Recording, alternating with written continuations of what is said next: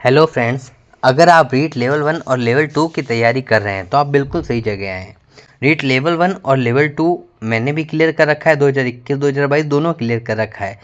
आज हम बात करेंगे रीट लेवल 1 के बारे में। रीट लेवल 1 का जो पेपर है वो 5 खंडों में डिवाइड है। उसका जो पूरा सिलेबस है वो 5 खंडों में विभाजित है, डिवाइड किया हुआ है।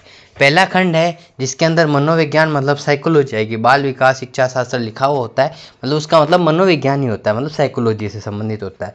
उसके 30 क्वेश्चन होंगे। जो खंड ब है उसके अंदर लैंग्वेज आएगी। फर्स्ट लैंग्वेज आपको चुननी है।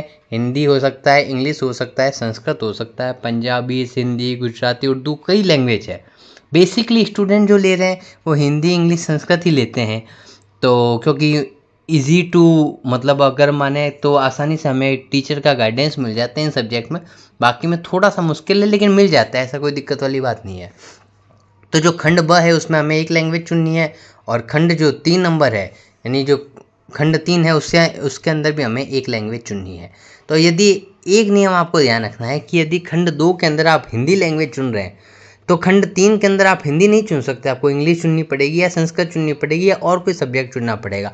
ऐसा पॉसिबल नहीं है कि खंड 2 और खंड 3 दोनों के अंदर ही हम एक सब्जेक्ट चुन लें, ये पॉसिबल नहीं है। दोनों के अंदर डिफरेंट सब्जेक्ट होंगे। थोड़ा बहुत अंतर भी है सिलेबस में दोनों के में। खंड 4 के अंदर होगा गणित और खंड 5 के अंदर होगा पर्यावरण अध्ययन। पर्यावरण अध्ययन का मतलब है नॉर्मल सामाजिक और विज्ञान से संबंधित क्वेश्चन पूछे जाएंगे पर्यावरण अध्ययन के अंदर।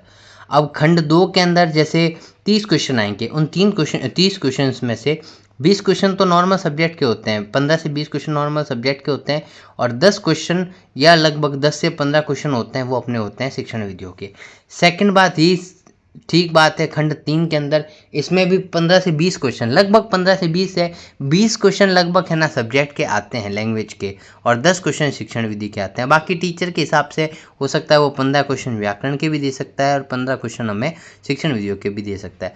मैथ के अंदर है तो 20 क्वेश्चन में टोटल क्वेश्चन आएंगे मैथ के 30, जिसमें से 20 बेसिक मैथ के होंगे और 10 शिक्षण विधियों के होंगे। और पर्यावरण अध्ययन में भी सेम बात है, पर्यावरण अध्ययन के क्वेश्चन होंगे और कुछ क्वेश्चन उसमें हो सकता है कि आपको शिक्षण विधि के देखने को मिले। तो लगभग आप देखा जाए तो ये 5 खंडों के सिलेबस के अंदर शिक्षण विधि का जो पोर्शन है वो लगभग अगर ऑन एन एवरेज माना जाए तो लगभग शिक्षण विधि के हर खंड में से 10-10 क्वेश्चन है तो 40 क्वेश्चन शिक्षण विधियों के हैं। तो ये पोर्शन आपको स्पेशली तैयार करना है। दूसरा लैंग्वेज है, ये आपको ध्यान रखना है। लैंग्वेज 1 मतलब जो खंड 2 है और खंड 3 है, मतलब जो पहली और दूसरी लैंग्वेज आप जो चुन रहे हैं उन दोनों लैंग्वेज में सेम नहीं चुन सकते, अलग अलग चुननी पड़ेगी। पहले में हिंदी तो दूसरे में इंग्लिश, पहले में इंग्लिश तो दूसरे में हिंदी या संस्कृत, जो भी आपको चुनना है। जो दूसरा जो खंड 3 वाला मतलब जो लैंग्वेज 2 है उसके अंदर साहित्यिक पार्ट होगा, मतलब साहित्य वाला भाग होगा। जैसे इंग्लिश के अंदर होगा साहित्य वाला भाग, हिंदी के अंदर साहित्य वाला भाग होगा, संस्कृत के अंदर भी कुछ साहित्य वाला भाग होगा, मतलब गद्य पद्य वाले भाग होंगे। जबकि जो खंड 2 है मतलब लैंग्वेज 1 है, हिंदी इंग्लिश जो भी संस्कृत आप चुनते हैं, उसके अंदर व्याकरण का पोर्शन ज़्यादा होगा, साहित्य वाला भाग नहीं होगा। तो मेरा मानना है कि यदि किसी बच्चे को साहित्य वाला भाग चुनना है तो वो मेरे ख्याल से हिंदी में आपको चुनना चाहिए, क्योंकि हिंदी में साहित्य वाले भाग को करना थोड़ा सही चाहिए।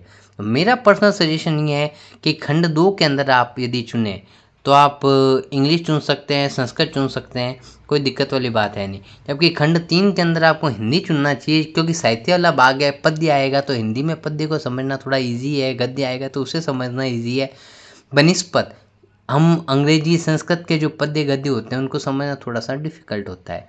तो ये हो गया आपका लैंग्वेज का बात। शिक्षा मनोविज्ञान बाल विकास शिक्षा शास्त्र वाला जो पार्ट है साइकोलॉजी, उसमें भी मैं आपको समय समय पर उचित गाइडेंस देता रहूँगा, उसमें कोई दिक्कत वाली बात है नहीं।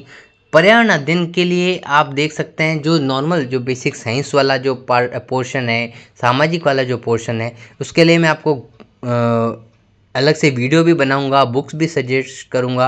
कुछ मेरी तरफ से जो वीडियो होंगे वो भी मैं आप लोगों को अवेलेबल कराऊंगा। यदि आपको मेरी रीड से संबंधित ये बातें और ये जो सुझाव है वो यदि आपको अच्छे लगते हैं तो आप मेरे इस चैनल को लाइक कीजिए, वीडियो को शेयर कीजिए और सब्सक्राइब कीजिए। मिलते हैं नेक्स्ट वीडियो में। जय हिंद, जय भारत।